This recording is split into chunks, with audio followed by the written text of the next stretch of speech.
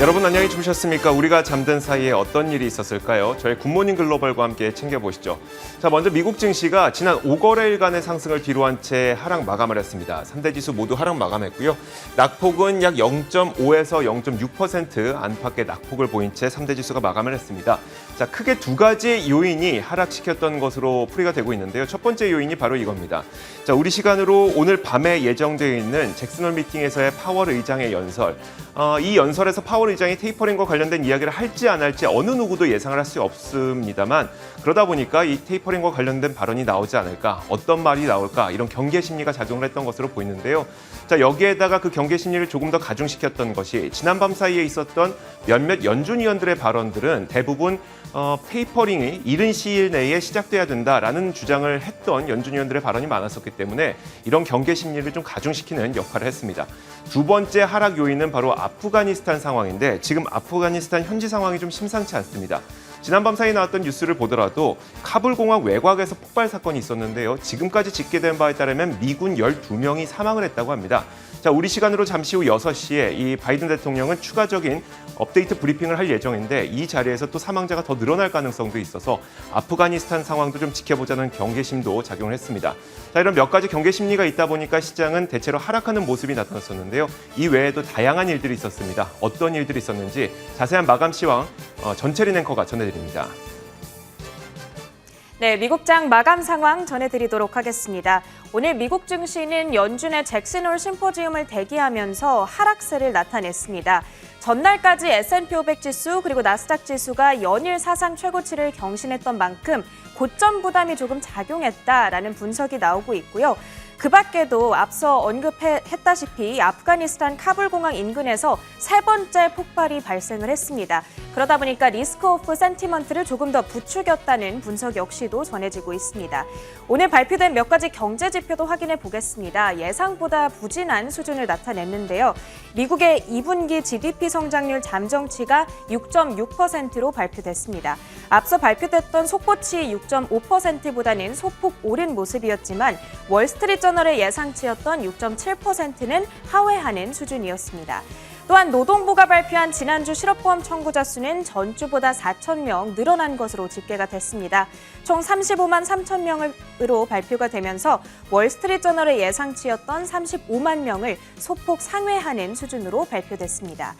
한편 이제 이번 주 시장의 최대 관심사인 잭슨홀 미팅에 대해서는 많은 전문가들이 이 테이퍼링에 대한 언급은 있겠지만 시장을 놀라게 할 만한 언급은 없을 거다 이렇게 예상은 하고 있습니다. 다만 어젯밤에는 이와는 조금 다른 시각들이 몇 가지 제시가 됐는데 먼저 캔사스시티 연은 총재가 오늘 CNBC와 가진 인터뷰에서 지금 경제는 테이퍼링의 조건이 갖춰져 있기 때문에 서둘러서 테이퍼링을 감행해야 한다 이런 입장을 발표를 했고요.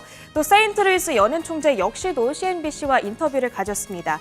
테이퍼링을 조만간 시작해서 내년 3월 말까지는 맞춰야 한다. 이런 주장이 전해졌던 부분 역시도 오늘 지수에 조금 부담 요인으로 작용한 것으로 보입니다. 다음으로는 오늘 섹터와 종목별 흐름도 확인해 보겠습니다. 오늘 하락장이었던 만큼 대다수의 업종이 하락불을 켰고요. 10개 업종이 하락한 가운데 전일까지 가장 큰 폭으로 올랐던 에너지 섹터가 오늘은 가장 약했습니다. 1.3% 떨어지면서 S&P 500 지수의 낙폭을 조금 이끄는 모습이었고요. 그 뒤로는 자유소비재, 커뮤니케이션 그리고 자재 섹터까지 조금 큰 약세를 기록했습니다. 반면 부동산 섹터는 하락장 속에서도 나홀로 0.3% 오르면서 비교적 강한 모습을 나타내줬습니다. 이제 특징주 흐름들 조금 더 자세하게 확인해 보겠습니다. 지금 화면에 보이시는 이 핀비즈 맵을 보면은 전반적으로 어두컴컴한 모습이죠. 이렇게 환한 초록불, 환한 빨간불이 많이 눈에 띄지는 않고 있는데 그 가운데에서도 기술주, 소프트웨어, 어플리케이션 섹터를 보시면 세일즈포스 홀로 환한 초록불을 켜주고 있습니다. 양호한 실적에 따른 매수세가 계속 유입되고 있는 것이고요. 전일 이 시각에 이 실적을 저희가 확인해 봤었습니다. EPS와 매출 예상치 상회하면서 좋았고요. 특히나 분기 매출이 전년 대비 두 자릿수 성장세를 기록하면서 주가 반응 계속해서 이어지고 있는 모습입니다. 그리고 또 다른 클라우드 기업인 넷앱 역시도 오늘 4% 이상 급등세를 기록하면서 마감했다는 부분 짚어드리겠고요. 준비디오도 보겠습니다. 오늘 모건 스탠리에서 투자 의견을 보유해서 매수로 상향 조정시켰습니다. 그리고 향후 주가 업사이드를 18%로 제시하면서 주가에 살짝 긍정적으로 반응하는 모습이었습니다. 1% 가까운 상승이었고요. 그 밖의 특징주들도 몇 가지 봐야겠습니다. 이 미국판 다이소라고 불리는 기업들이 있죠. 달러트리 그리고 달러 제너럴이 분기 실적을 공개했습니다. 그런데 어닝 가이던스를 낮게 제시한댔다는 실망감이었을까요? 오늘 주가가 두 종목 모두 굉장한 급락세를 기록했습니다. 달러 제너럴이 4% 가까운 급락세였고요. 또 달러 트리는 12% 가까운 급락으로 거래를 마쳤습니다. 한편 미국에서 티네이저들 사이에서 인기 있는 의류 브랜드죠. 아베크롬비도 분기 실적을 공개했습니다. EPS는 예상치를 크게 뛰어넘었고 또 가격을 올린 덕분에 마진율이 개선됐다라는 부분도 증명을 해줬습니다. 그렇지만 매출이 컨센서스를 크게 하회하면서 오늘 실망 매물이 강하게 쏟아져 나왔습니다. 10%대의 급락으로 거래를 마쳤고요. 마지막으로 펠로톤까지 확인해 보겠습니다.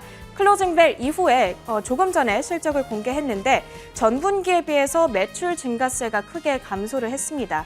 더불어서 주당 순손실 기존에 예상되고 있기는 했지만 컨센서스였던 45센트를 크게 상회했습니다. 훨씬 큰 1.05달러의 손실을 발피하면서 시간외 거래에서 현재 굉장히 큰 급락세를 나타내고 있습니다. 이제 마지막으로는 상품 선물 시장 흐름까지 확인해 보도록 하겠습니다.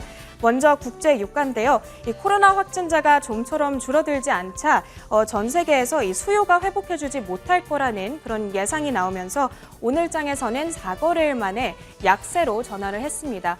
현재도 선물 시장에서 0.8%대 하락하면서 배럴당 67달러 수준 가리키고요. 마지막으로 금 가격도 보겠습니다. 수요일에 크게 하락하면서 1,800달러 수준 반납했다는 소식을 전해드렸는데요. 오늘은 어제 크게 하락했던 만큼 약간 안정세를 되찾고 있는 모습입니다. 현재 온스당 1,793달러 수준 가리키고 있습니다. 이렇게 미국장 전반적인 시황 소식들 정리해드렸습니다.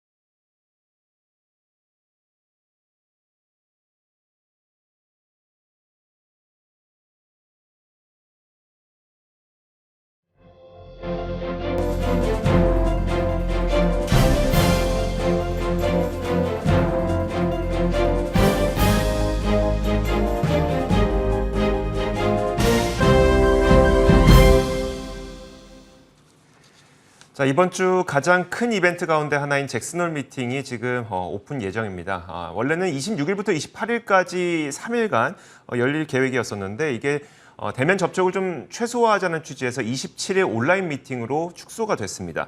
자, 이번에 과연 파월 의장이 테이퍼링과 관련된 발언이 있을 것인지 여기에 많은 분들이 관심을 갖고 있는데요. 물론 이 테이퍼링과 관련된 발언이 없다고 하더라도 어떤 그 경제 상황에 대한 힌트를 얻을 수가 있어서 많은 분들이 주목하고 있는 행사이기도 합니다.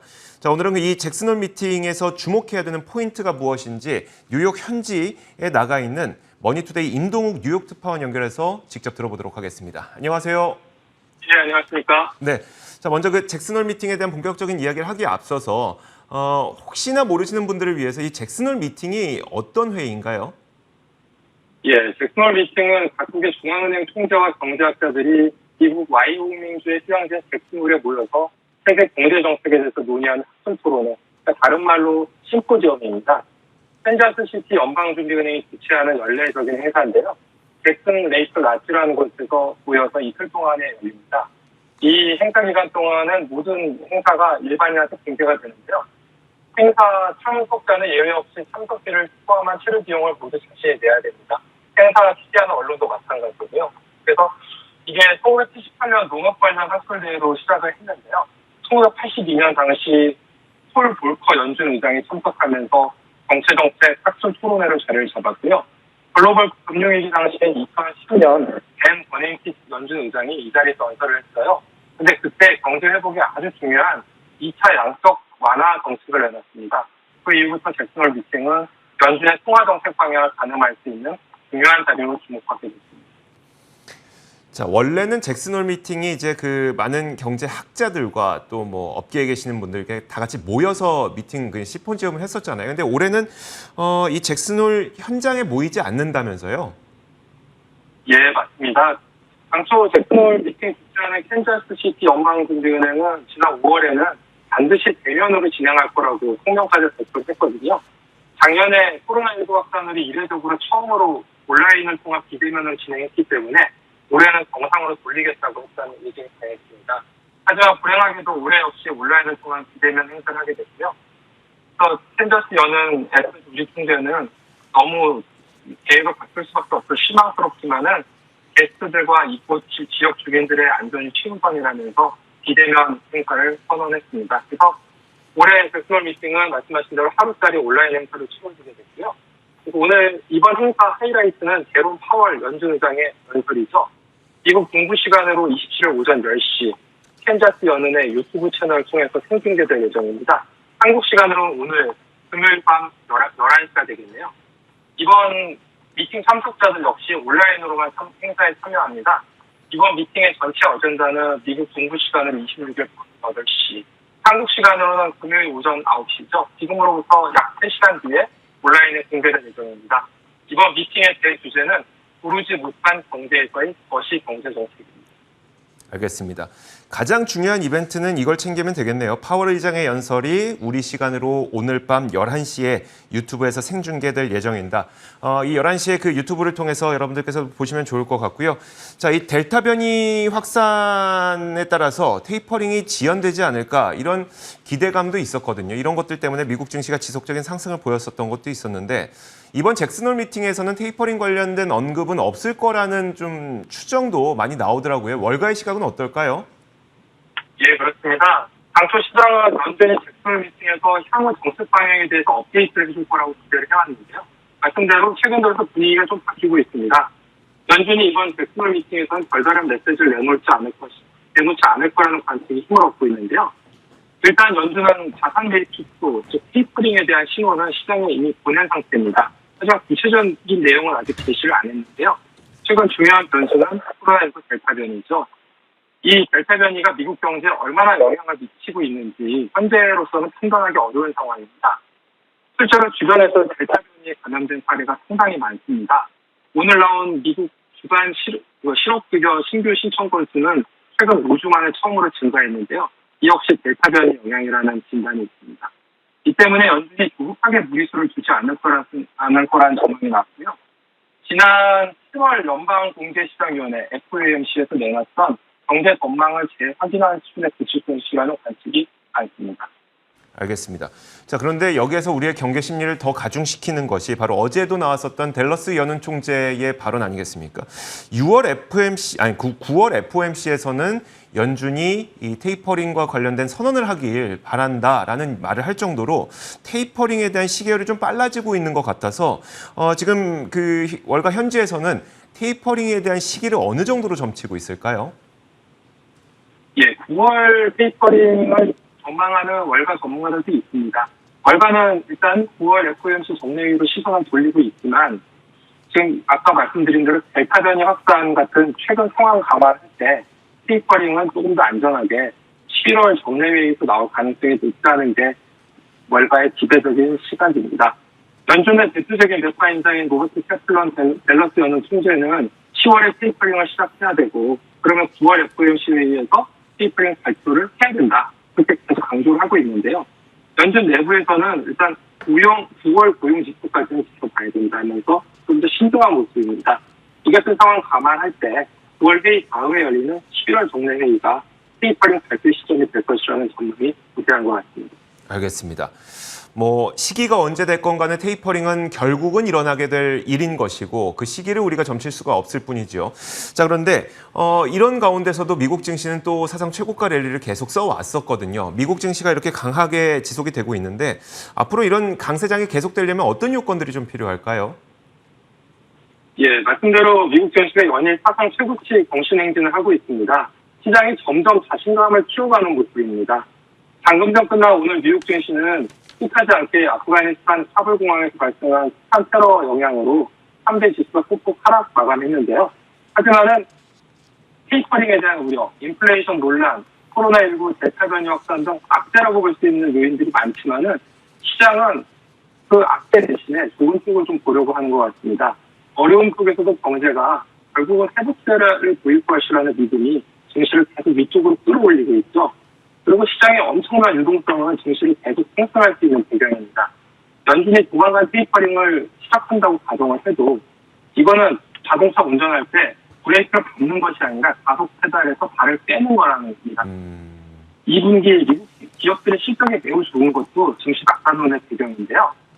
그 S&P 500 기업의 90%가량이 시장 전망치를 상회한 실적을 내놨습니다. 근데 이거는 1994년 이후 최고치죠. 기업 실적이 좋으니 증시도 계속 간다는 게 지금 월가의 시각입니다.